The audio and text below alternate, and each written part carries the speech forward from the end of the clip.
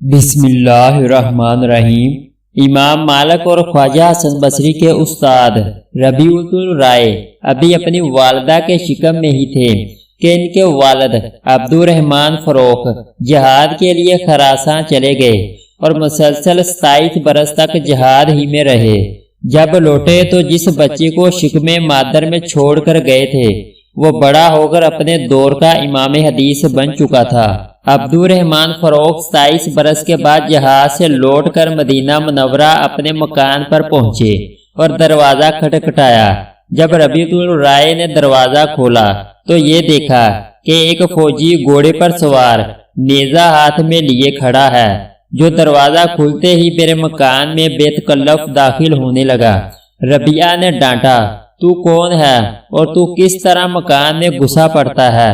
عبد الرحمن فروخ نے نیزہ تان کر کہا کہ یہ میرا مکان ہے، یہاں تیرا کیا کام؟ غرض بات بڑھ گئی تو پڑوسی جمع ہو گئے۔ امام مالک بھی استاد کا معاملہ سمجھ کر دوڑے اور نہایت نرمی سے سمجھانے لگے کہ بڑے میاں، اگر آپ کو ٹھہرنا ہی مقصود ہے تو کسی اور مکان میں ٹھہر جائیے۔ عبد الرحمن فروخ نے جواب دیا کہ جناب، یہ میرا ہی مکان ہے اور میرا نام عبد الرحمن فروخ ہے۔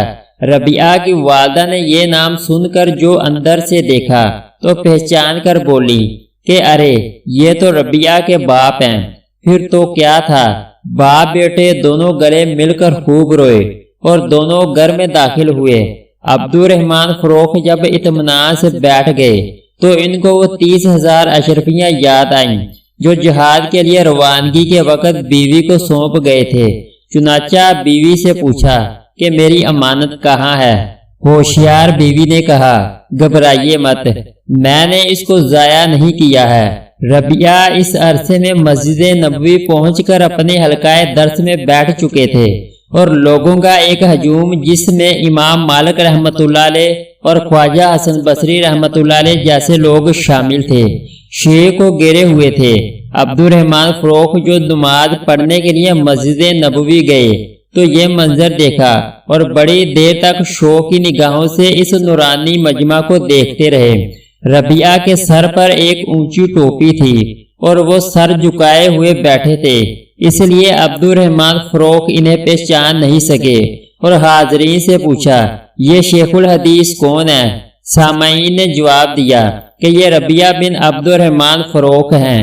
یہ سن کر عبد الرحمن بن فروخ کو جو خوشی حاصل ہوئی ہوگی اس کو عالم الغیب کے سوا کون جان سکتا ہے۔ فرت مصر سے ان کی زبان سے یہ جملہ نکلا، یقیناً خدا نے میرے بیٹے کو بہت بلند مرتبہ بنا دیا۔ خوشی خوشی بیوی کے پاس آئے اور جو کچھ مسجد نبوی میں دیکھا تھا سارا ماجرا بیان کیا۔ اس وقت بیوی نے کہا کہ سچ سچ بتائیے، آپ کو کیا پسند ہے، بیٹے کی یہ شان یا 30,000 اشرفیاں؟ عبد الرحمن فروخ نے جواب دیا کہ خدا کی قسم، میں اپنے نور نظر کی شان کو لاکھوں اشرفیوں سے زیادہ پسند کرتا ہوں۔ بیوی نے کہا، میں نے تمہاری وہ 30,000 اشرفیاں ربیعہ کی تعلیم پر صرف کر دی ہیں۔ زندہ دل شوہر نے خوشی سے اچھل کر کہا کہ خدا کی قسم، تم نے ان اشرفیوں کو ضائع نہیں کیا۔ ایک مسلمان خاتون کا یہ علمی ذوق دور حاضر کی خواتین اسلام کے لیے رشد و ہدایت کا دفتر ہے۔ افسوس، امت مسلمہ اس دور میں کتنے خوفناک حالات کا شکار ہو گئی کہ آج کی مائیں اپنے بچوں کے نفیس لباس اور ان کی شادیوں کی دھوم دھام پر دولت لٹا کر خوش ہوتی ہیں اور بچوں کی تعلیم و تربیت کی انہیں کچھ فکر ہی نہیں رہتی۔ سلف صالحین کا وہ زمانہ کتنا بابرکت دور تھا جب ربیعہ کی والدہ جیسی مائیں ہوا کرتی تھی۔